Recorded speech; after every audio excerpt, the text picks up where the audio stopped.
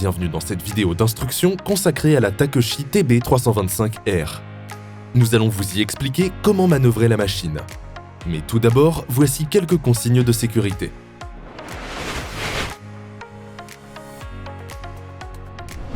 Un chantier ou un terrain de travail peut être bruyant. Portez donc toujours une protection auditive sous la forme d'un casque anti-bruit ou de bouchon d'oreille.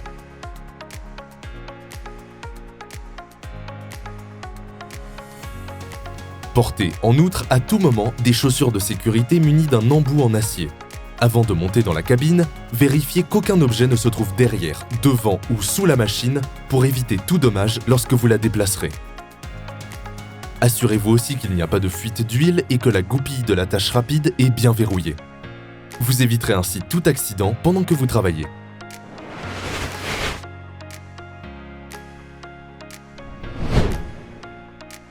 Pour maintenir votre machine en excellent état, vous devez impérativement l'entretenir quotidiennement.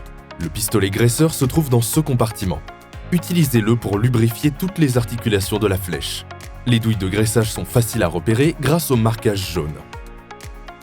Vérifiez le niveau d'huile hydraulique chaque jour. La petite boule rouge doit se trouver entre les deux barres rouges. C'est ici que vous pouvez faire le plein de carburant. Le réservoir de liquide de refroidissement se trouve de ce côté de la machine. Vérifiez régulièrement que le niveau de liquide est suffisant. Vérifiez en même temps le niveau d'huile. Pour ce faire, rendez-vous à l'arrière de la machine. Si le niveau d'huile ou de liquide est insuffisant, le moteur pourrait subir des dommages. C'est pourquoi nous vous recommandons de vérifier quotidiennement le niveau de ces fluides.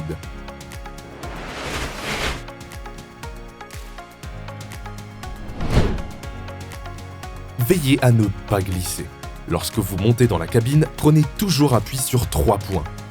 Lorsque vous manœuvrez la machine, bouclez toujours la ceinture de sécurité. Lors du démarrage, assurez-vous que le levier de sécurité est positionné vers le haut. Laissez le moteur chauffer un peu avant de démarrer. Pour ce faire, tournez la clé vers la gauche, attendez quelques secondes, puis tournez la clé vers la droite pour démarrer la machine.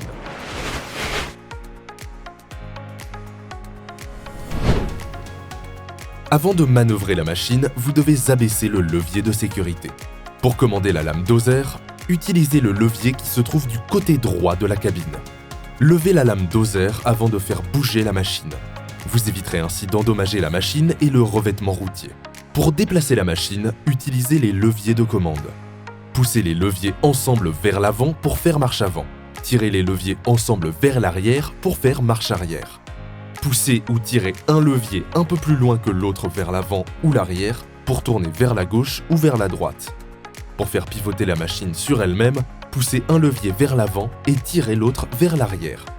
La machine dispose de 2 vitesses. Pour changer de vitesse, appuyez sur le commutateur qui se trouve à l'arrière du joystick droit. Le joystick gauche permet de faire tourner la structure supérieure vers la gauche ou vers la droite. Si vous actionnez le même joystick vers l'avant ou vers l'arrière, vous commandez le balancier.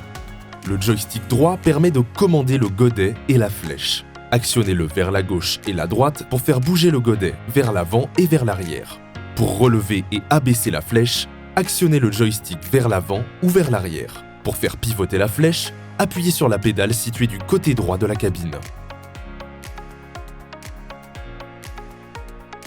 Pour changer de godet, appuyez avec le talon du pied droit sur le bouton rond situé sur le sol de la cabine, tout en appuyant sur le commutateur à l'arrière du joystick gauche. La goupille de l'attache rapide se déverrouille. Vous pouvez maintenant détacher le godet du balancier et y attacher un autre. L'attache rapide se reverrouille automatiquement dès que vous relâchez le bouton et le commutateur. Une fois que vous avez terminé de travailler, abaissez la lame doser et le godet jusqu'à ce qu'il touche le sol. Vous veillerez ainsi à la stabilité de la machine en position de stationnement. Ensuite, éteignez le moteur en retirant la clé du contact et descendez de la cabine en toute sécurité.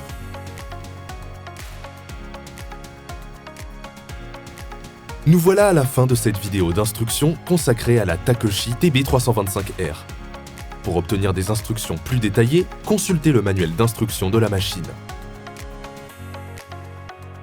Vous avez trouvé cette vidéo utile? N'hésitez pas à mettre un pouce levé et si vous voulez en voir d'autres, abonnez-vous à notre canal YouTube. Nous vous souhaitons beaucoup de plaisir au travail.